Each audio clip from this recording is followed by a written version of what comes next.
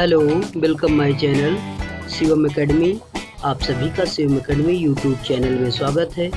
आज की क्लास में एनसीईआरटी पैटर्न पर आधारित 9th की क्लास का पहला चैप्टर, मैथ का पहला चैप्टर चलाया जाएगा। चैप्टर 1.1 ये 1.1 इसमें आपको संख्या पद्धति, परमेय संख्या, अपरमेय संख्या, इसके बारे में जानकारी दिलाई जाएगी। आप लोग कृपया इसे ध्यानपूर्वक देखें। जैसे सवाल नंबर 1, ये जो 9th क्लास की है, ये सवाल नंबर 1 जो है ये कह रहा है क्या शून्य एक परमेय संख्या है?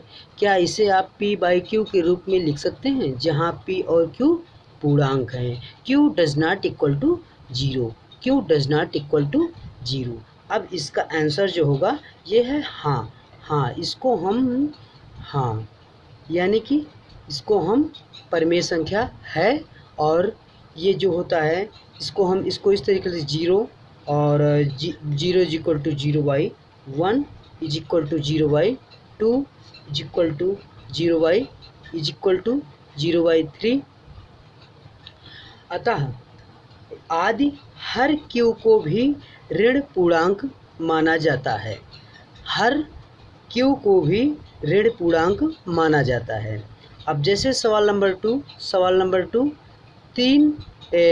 3 और 4 के बीच 6 परमेय संख्या ज्ञात कीजिए। तो अब 6 परमेय संख्या ज्ञात करने के लिए आपको एक शॉर्ट मेथड बताते हैं। जैसे आप सवाल नंबर 2 में आपने सवाल नंबर 2 यहाँ पे लिखा और फिर उसके बाद आप यहाँ पे क्या करोगे, 3 और 4 जो है, पहला नंबर कितने परमेय संख्या निकालना है ये आप ध्यान दीजिए, 6, उसी में 1 जोड़ दीजिए, ये आ जाएगा 7 और 7 का गुणा 3 में कर दीजिए तो ये आ जाएगा 21 आ जाएगा। और 7 का गुणा जो है 4 में कर दीजिए, ये 28 आ जाएगा। अब 21, ये जो 21 है, 21, अब 21 का आप बटा जो है ये 7 जो 7 निकाले हैं, ये 7 जो निकाला गया यहाँ पर इसको लिख देंगे यहाँ पर 21/7। और ये जो 28 निकला हुआ है एंड 28/7। अब 21/7 और 28/7 के बीच में आपकी परमेय संख्याएं मिल चुकी हैं। जैसे 21/7 है, इसको आप इसके बाद 22/7, 23/7, 24/7, 25/7 और 26/7 और 27/7 और 28/7, इसके बीच में आपको परमेय संख्याएं 6 मिल चुकी हैं।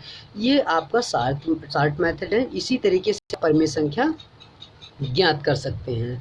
अब जैसे सवाल नंबर आपकी 3 जो है, ये सवाल नंबर 3, इसी तरीके से आपको 3/5 और 4/5 के बीच परमेय संख्या ज्ञात करनी है। तो इसमें क्या किया जाएगा, 3/5 और 4/5 के बीच में इसमें पहला नंबर ये जो है ये तो इसमें समान है।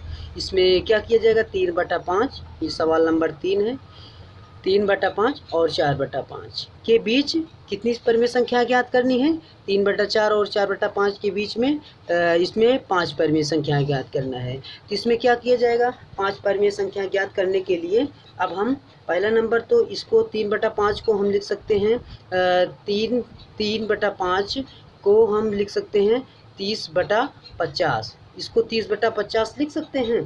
और फिर उसके बाद ये जो आपका 4/5 है, ये 4/5 है, इसको लिख सकते हैं 40/50, 40/50। अब फिर उसके बाद 40 और 30/50, ये जो आपका 30/50 है और 40/50, इसी के बीच आप 5 परमेय संख्याएं लिख लीजिए। जैसे 31/50 और 32/50 और 33/50 और 34/50 और 35/50। इसी तरीके से आप 5 परमेय संख्या आपने निकाल लिया। तो इसी तरीके से जो अगला प्रश्न है वो आपका अगला प्रश्न जो है ये आपका ये दिया गया है 4 नंबर। नीचे दिए गए कथन सत्य हैं या असत्य कारण के साथ अपने उत्तर दीजिए। पहला नंबर तो ये पहला क्वेश्चन जो पहला ये है, प्रत्येक प्राकृतिक संख्या एक पूर्ण संख्या होती है। तो ये सत्य है क्योंकि पूर्ण संख्याओं के संग्रह में सभी प्राकृतिक संख्याएं होती हैं। और ये जो सेकंड नंबर है ये यानी कि ये जो आपका है ये है सत्य, आप इसको सत्य लिख सकते हो। फिर उसके बाद प्रत्येक पूर्णांक एक पूर्ण संख्या होती है, ये आपका असत्य है, ये आपका असत्य आंसर है। इसको आप असत्य लिखोगे क्योंकि अब इसका कारण समझिए। क्योंकि उदाहरण के लिए -2 एक पूर्ण संख्या नहीं है। -2 जैसे ये -2 है, -2 आपका एक पूर्ण संख्या नहीं है, ठीक है। अब जैसे नंबर 3 प्रत्येक परिमेय संख्या एक पूर्ण संख्या होती है, ये असत्य है। उदाहरण के लिए 1/2 परिमेय संख्या है परंतु पूर्ण संख्या नहीं है। 1/2 जो है ये आपका परिमेय संख्या है लेकिन परंतु पूर्ण संख्या नहीं है, ये पूर्ण संख्या नहीं है। इसी तरीके से आपका NCERT पैटर्न पर आधारित 1.1 की चारों सवाल आपकी हल कराई गई।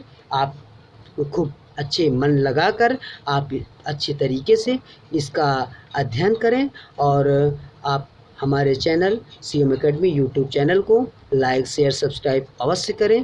धन्यवाद।